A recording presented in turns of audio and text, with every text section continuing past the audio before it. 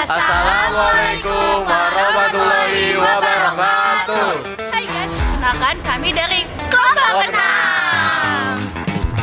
Ada pepatah yang bilang, tak kenal maka tak sayang. Jadi, kenalkan nama saya Kak Saifina dari absen 24.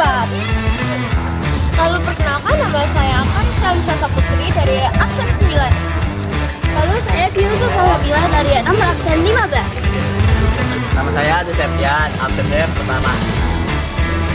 Perkenalkan, nama saya Muhammad Densyara Hanisani dari absen 32. Dan saya Ricardo Stephen Satria Dewata dari absen 41. Di video ini kami akan menjelaskan teori-teori sosiologi beserta pencetusnya.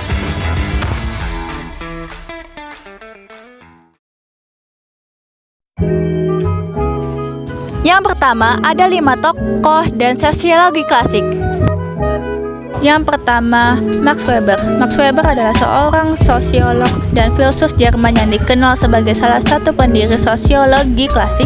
Teorinya banyak membahas tentang struktur sosial, biokrasi, dan tindakan sosial. Teori dari Max Weber ada tindakan sosial, biokrasi. Maksudnya adalah Weber menjelaskan bahwa perilaku manusia dipengaruhi oleh makna yang mereka berikan. Contoh fenomenanya ada 3, yaitu perusahaan yang membuat keputusan berdasarkan data, pemerintahan dengan struktur biokrasi jelas, dan budaya kerja di negara-negara barat yang berkembang kapitalisme. Refleksi dari teori.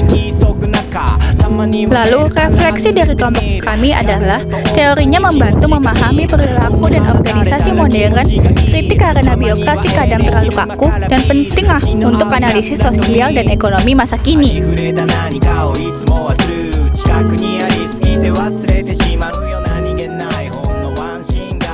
Ferdinand Tönnies adalah seorang sosiolog dan filsuf Jerman yang dikenal sebagai salah satu pendiri sosiologi modern. Karyanya berfokus pada analisis struktur sosial dan hubungan antar individu dalam masyarakat. Teori Tönnies mengemukakan konsep Gemeinschaft dan Gesellschaft. Gemeinschaft, hubungan sosial yang didasarkan pada ikatan emosional, tradisi, dan kedekatan. Gesellschaft, hubungan sosial yang bersifat formal, impersonal, dan berdasarkan kepentingan nasional. Cut dari bentuk tradisional ke modern. Tönnies berargumen bahwa modernisasi mengubah hubungan sosial dari yang berbasis nilai-nilai bersama menjadi transaksi rasional dan kontraktual. Yang pertama adalah Gemeinschaft, gotong royong di desa, hubungan kekerabatan yang kuat. Kedua adalah Gesellschaft, interaksi di kota besar seperti Jakarta, di mana hubungan lebih didasarkan pada profesi atau kontrak. Teori Tönnies membantu memahami dampak modernisasi terhadap hubungan sosial.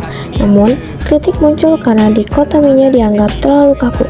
Nyatanya, banyak masyarakat memiliki unsur Gemeinschaft dan Gesellschaft secara bersamaan.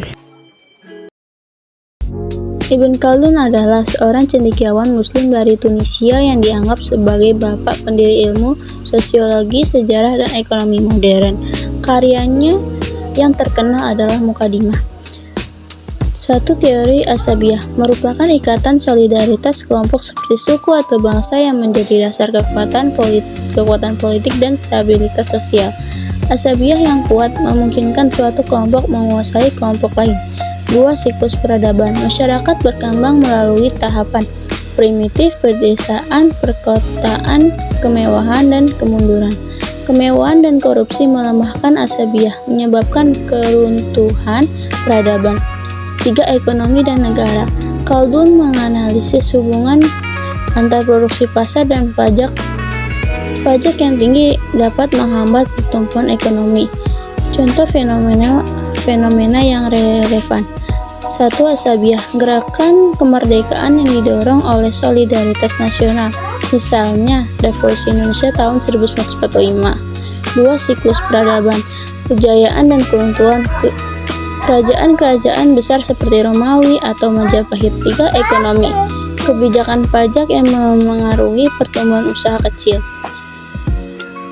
Teori Ibn Khaldun sangat visioner dan relevan hingga kini, terutama dalam analisis sosial politik dan ekonomi.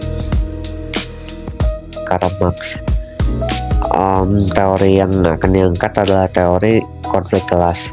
Contoh fenomena yang relevan dengan teori adalah ketimpangan ekonomi di masyarakat modern. Contohnya pekerja pabrik yang bekerja keras selama berjam-jam dengan upah minimum, sementara pemilik perusahaan mendapat keuntungan besar. Demo buruh menuntut keadilan upah dan kondisi kerja yang lebih baik, serta privatisasi layanan publik yang menyebabkan akses mahal bagi rakyat miskin. Refleksi kelompok terhadap teori Marx membuka wawasan tentang pentingnya keadilan sosial dan perlunya distribusi kekayaan yang lebih merata. Namun penerapan komunisme secara ekstrim di beberapa negara juga menimbulkan masalah baru. Sebagai pelajar, kita bisa mengambil pelajaran penting bahwa struktur sosial dan ekonomi perlu dikaji kritis agar tidak terjadi eksploitasi terhadap kelompok tertentu. Lalu tokoh sosiologi klasik terakhir adalah Auguste Comte. Auguste Comte disebut sebagai bapak sosiologi dunia. Mengapa? Karena ia pertama kali memperkenalkan ilmu pengetahuan dengan menggunakan masyarakat sebagai objek kajiannya. Auguste Comte mengemukakan 3 teori utama. Teori pertama yaitu teori positivisme. Comte menekankan bahwa pengetahuan yang tepat hanya dapat diperoleh melalui pengamatan yang akurat dan verifikasi empiris. Menurut Comte, sains adalah satu-satunya cara untuk memperoleh pengetahuan yang benar dan dapat diandalkan. Contohnya yaitu jika kita ingin memahami sesuatu, maka pasti kita harus mengobservasi benda tersebut dengan akurat. Jika kita tidak melakukan observasi, ilmu yang didapatkan sudah pasti tidak dapat diandalkan. Teori kedua yaitu 3 tahap perkembangan masyarakat. Comte mengembangkan teori bahwa masyarakat mengalami perkembangan dalam 3 tahap, yaitu tahap teologi, tahap metafisika, dan tahap positif. Yang pertama yaitu tahap teologi adalah tahap awal perkembangan manusia, di mana manusia menjelaskan fenomena alam dan sosial melalui kekuatan supernatural dan mitos. Yang kedua yaitu tahap metafisika adalah tahap kedua, di mana manusia mulai menggunakan konsep-konsep abstrak untuk menjelaskan fenomena alam dan sosial. Tahap positif adalah tahap ketiga dan terakhir dalam perkembangan masyarakat. Pada tahap ini, manusia mengadopsi pendekatan ilmiah dan empiris untuk menjelaskan fenomena alam dan sosial. Comte percaya bahwa tahap positif akan membawa perubahan sosial yang signifikan karena manusia akan mengambil keputusan berdasarkan fakta dan bukti empiris daripada kepercayaan yang tidak dapat dibuktikan atau dipahami secara ilmiah. Teori yang ketiga yaitu teori hierarki ilmu pengetahuan. Comte juga mengembangkan gagasan tentang hierarki ilmu pengetahuan, di mana sains fisika dan biologi dianggap sebagai dasar dari semua ilmu pengetahuan dan sosiologi ditempatkan sebagai puncak hierarki sebagai ilmu yang paling kompleks. Kesimpulan, berbagai teori Auguste Comte menekankan bahwa pengetahuan yang tepat hanya dapat diperoleh melalui pengamatan yang akurat dan verifikasi empiris. Ia juga memandang bahwa sosiologi harus menjadi ilmu yang sama pentingnya dengan ilmu pengetahuan alam.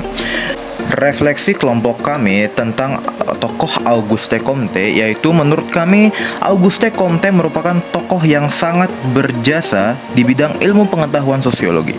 Teori 3 tahap perkembangan manusia yang dicetuskan olehnya sangat relevan sampai sekarang. Contoh dalam kehidupan nyata di Indonesia, yaitu zaman dulu leluhur kita percaya terhadap mitos serta kekuatan goib. Hal ini cocok dengan tahap teologi yang dikemukakan Auguste Comte. Sementara zaman sekarang, masyarakat Indonesia mulai menggunakan sains untuk menjelaskan peristiwa-peristiwa yang terjadi di sekitarnya. Artinya, masyarakat Indonesia sudah masuk ke tahap positif. Sumber penelitian kami berasal dari website Wikipedia, Gramedia, Kumparan, dan website-website ilmu pengetahuan sosiologi yang lain.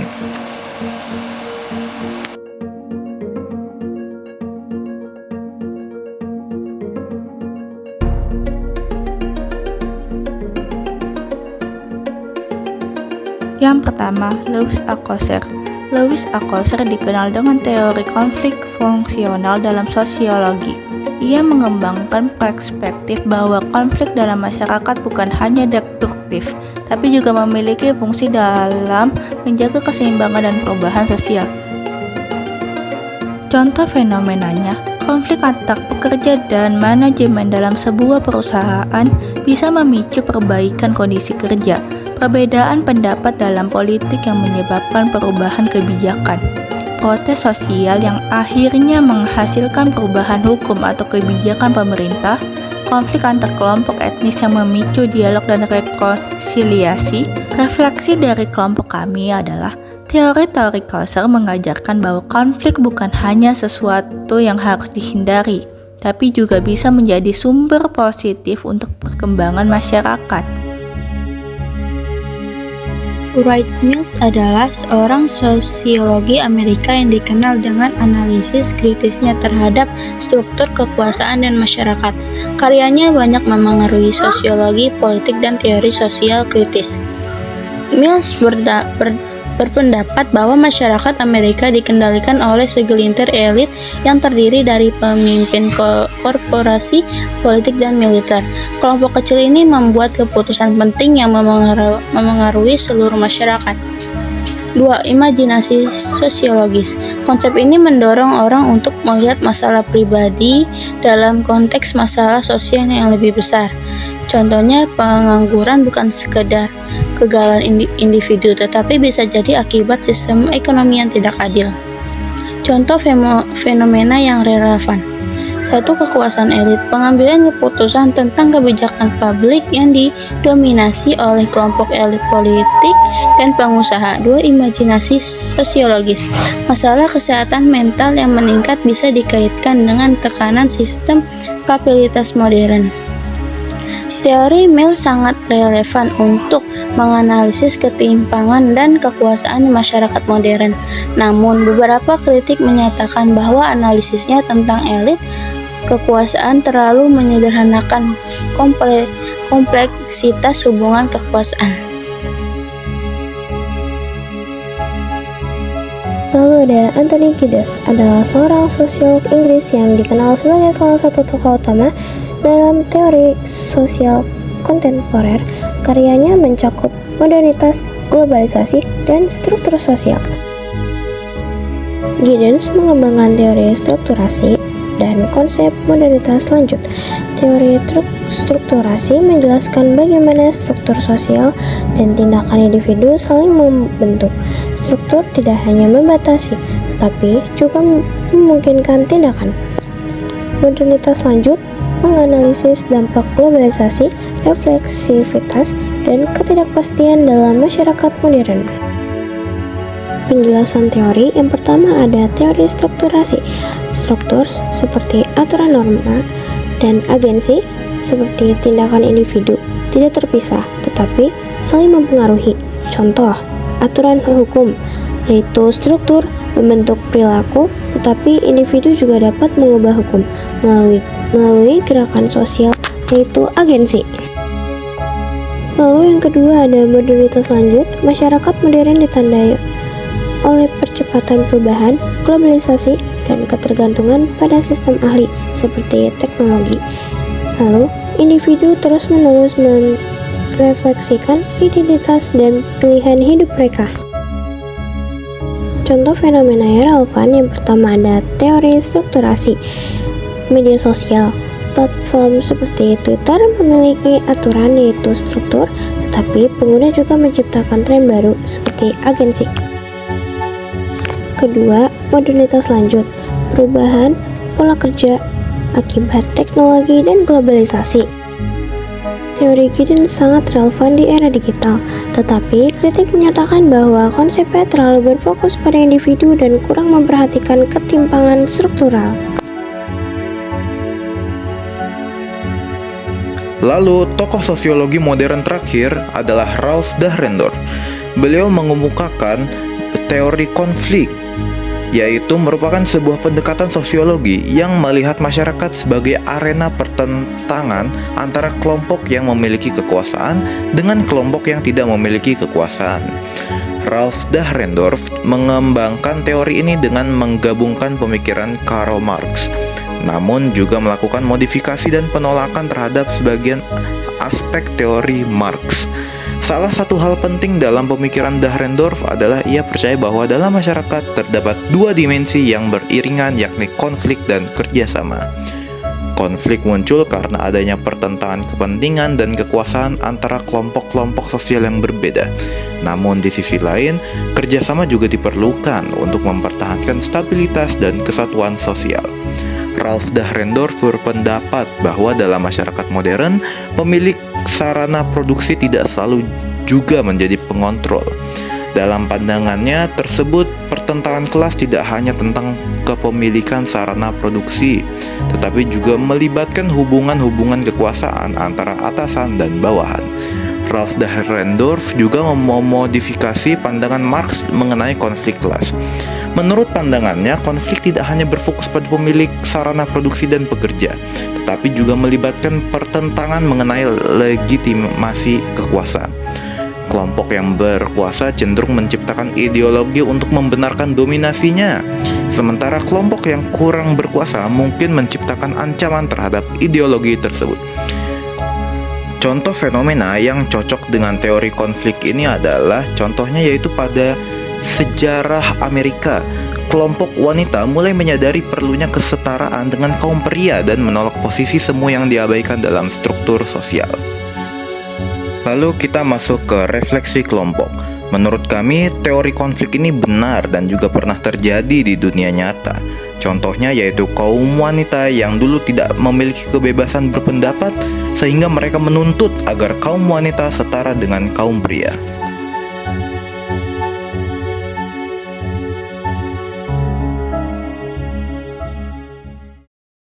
Sekian dari kelompok kami, mohon maaf jika ada salah kata dan salah perilaku. Wassalamualaikum Assalamualaikum warahmatullahi wabarakatuh.